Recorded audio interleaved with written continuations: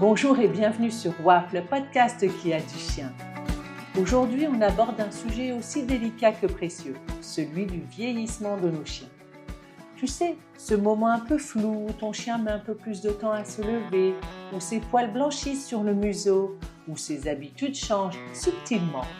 Ce moment où tu réalises qu'il entre dans une nouvelle phase de sa vie, celle de la maturité, de la sagesse et aussi parfois de la fragilité.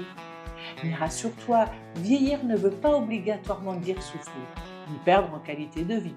Bien au contraire, avec un peu d'anticipation, de douceur et d'adaptation, ton chien peut traverser cette période avec bonheur. Et toi avec lui.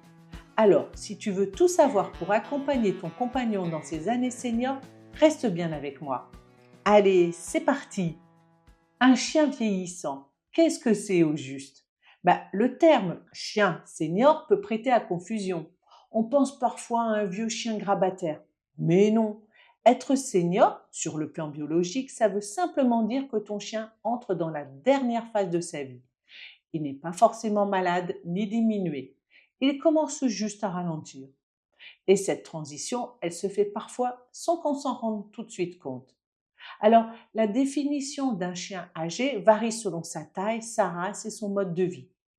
Pour un chien de petite taille, un type Yorkshire et Bichon, est considéré comme senior un chien qui arrive vers l'âge de 10-11 ans.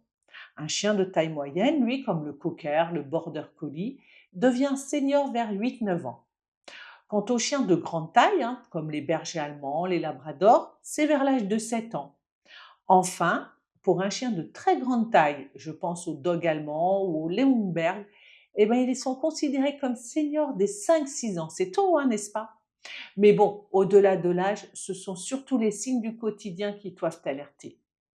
Mais quels sont les premiers signes du vieillissement chez ton chien? Ben, Écoute, chaque chien vieillit à son rythme, mais voici des petits signes discrets au début qui montrent que ton compagnon entre dans sa phase senior. Il met un petit peu plus de temps à se lever le matin. Il ne saute plus aussi facilement dans la voiture ou sur le canapé. Ses promenades sont plus lentes, plus courtes. Également, il dort plus, parfois dans des endroits inhabituels. Et il sursaute moins ou ne réagit plus à certains bruits.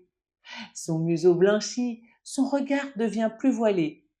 Il te paraît un peu dans la lune ou moins intéressé par ce qui l'entoure. Parfois, il peut même y avoir des troubles du comportement. Tu vois, il peut devenir un petit peu plus anxieux ou te sembler désorienté. Il peut également faire ses besoins à l'intérieur alors qu'il était propre depuis longtemps. Mais tout ça ne veut pas dire que ton chien est en souffrance. Ça signifie simplement qu'il faut adapter son quotidien. Alors, qu'en est-il de la santé du chien âgé, les maladies à surveiller? Parce qu'avec l'âge, certains organes s'usent, certaines fonctions ralentissent. C'est naturel. Mais en connaissant les maladies fréquentes, tu peux agir vite et améliorer son confort de vie. On va tout d'abord voir l'arthrose. C'est l'un des problèmes les plus courants. L'usure des articulations provoque douleur, raideur et boiterie. Alors, ton chien hésite à monter les escaliers, il a du mal à se lever, il se lèche les pattes, il grogne quand on le touche. Pense à l'arthrose. Le vétérinaire peut prescrire des anti-inflammatoires ou des compléments articulaires. Et il existe des solutions naturelles, l'huile de krill, l'arpagophytum, un bon couchage également et un poids adapté, de l'exercice également modéré sont essentiels pour une bonne forme. Pour ma part, pour Jessie, j'utilise au quotidien la glucosamine chondroïtine. Ensuite, on a également les troubles cognitifs, un syndrome de dysfonction cognitive. C'est un peu comme l'Alzheimer chez les humains.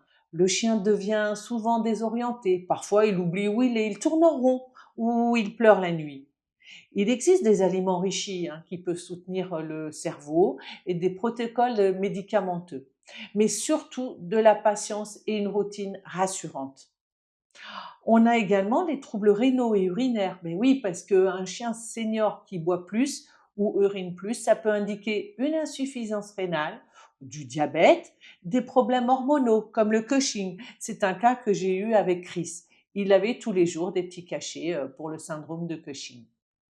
Mais des analyses régulières permettent de détecter ces maladies précocement et ils peuvent très très bien vivre avec. Nous avons ensuite les maladies cardiaques, comme le souffle au cœur, la toux, l'essoufflement ou la fatigue. Si tu observes ces signes, une consultation s'impose. Un traitement adapté peut considérablement prolonger la vie et améliorer le confort de ton compagnon. Nous avons ensuite les troubles digestifs ou dentaires, genre gingivite, tartre, dents abîmées. Ben oui, les chiens âgés peuvent souffrir en silence. Résultat, ils mangent moins, perdent du poids ou développent des abcès. Sache qu'un détartrage peut parfois changer la vie d'un vieux chien. Alors, qu'en est-il de l'alimentation d'un chien senior? Comme tu l'as compris, ses besoins changent et donc l'alimentation doit s'adapter. Oui, son métabolisme ralentit, il brûle donc moins de calories, il perd de la masse musculaire, il peut devenir un petit peu difficile avec parfois une perte d'odorat ou baisse d'appétit. Il peut également développer des sensibilités digestives ou rénales. Alors, la solution, tu peux prendre des croquettes allégées, riches en protéines de qualité, des apports en oméga 3, je t'en ai parlé plus haut comme ce que je donne à Jessie, la glucosamine et la chondroïtine. Également, tu peux opter pour une nourriture plus digeste, éventuellement humide, et toujours avoir de l'eau fraîche à volonté, si possible à plusieurs endroits. Certains chiens aiment, tu sais, les toppers, c'est ce qu'on met sur les gamelles de croquettes ou les mélanges pâtés croquettes qui stimulent leur appétit. Il faut également adapter son quotidien pour son confort. Oui, ton chien a besoin de confort, de chaleur, de sécurité. Alors, quelques petites astuces simples, un panier orthopédique bien moelleux, un endroit sans courant d'air ni bruit excessif. Tu peux également surélever les gamelles, c'est ce que je fais pour ma part. Alors, ni trop haut, pour que ça reste dans une position naturelle, mais pas complètement au sol. Je surélève d'environ 15-20 cm. Tu peux également, comme je le fais, utiliser une rampe d'accès si ton chien a du mal à monter dans la voiture ou sur le canapé. Il faut également, ce n'est pas facile, mais éviter les sols glissants, donc tu peux mettre des tapis, moquettes ou des chaussettes antidérapantes si besoin. Côté activité, il faut favoriser des promenades courtes et régulières. Il faut évidemment éviter les efforts brusques. Tu peux également proposer des jeux mentaux à ton chien, genre des tapis de fouille, des recherches de friandises. Si possible, garde une routine stable, aussi bien pour les repas, sorties, moments de repos. Alors, le lien émotionnel que l'on a est encore plus fort que jamais parce qu'un chien âgé a besoin de toi plus que jamais. Il peut devenir plus dépendant, plus en demande. Surtout, ne te lasse pas de le regarder dormir, même s'il ronfle. Ne te lasse pas de le caresser doucement, même s'il n'entend plus.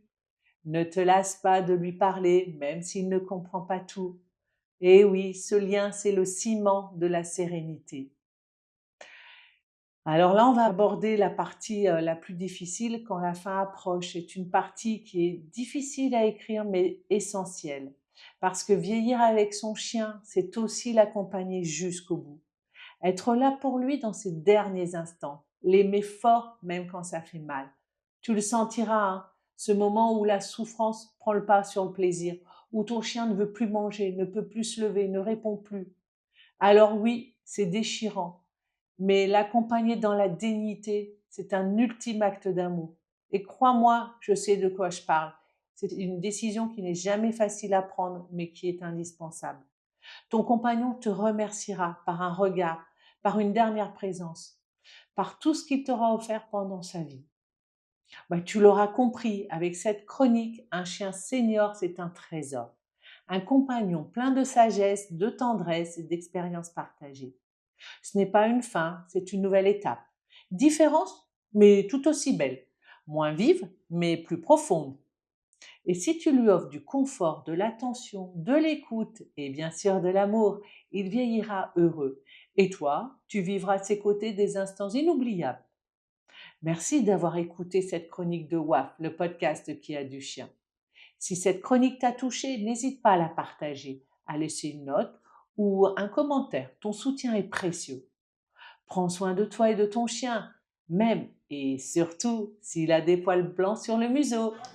Je te remercie d'avoir écouté cet épisode de WAF et j'espère que tu as pris beaucoup de plaisir. Si tu as aimé, laisse un avis et n'hésite pas à partager le podcast avec tes amis ou d'autres passionnés de chiens. Pense aussi à t'abonner pour ne manquer aucun des prochains épisodes, remplis d'histoires captivantes et de conseils pratiques. Et bien sûr, un petit clin d'œil à tous nos chiens qui enrichissent nos vies de mille et une façons. À la semaine prochaine pour de nouvelles aventures canines sur WAF.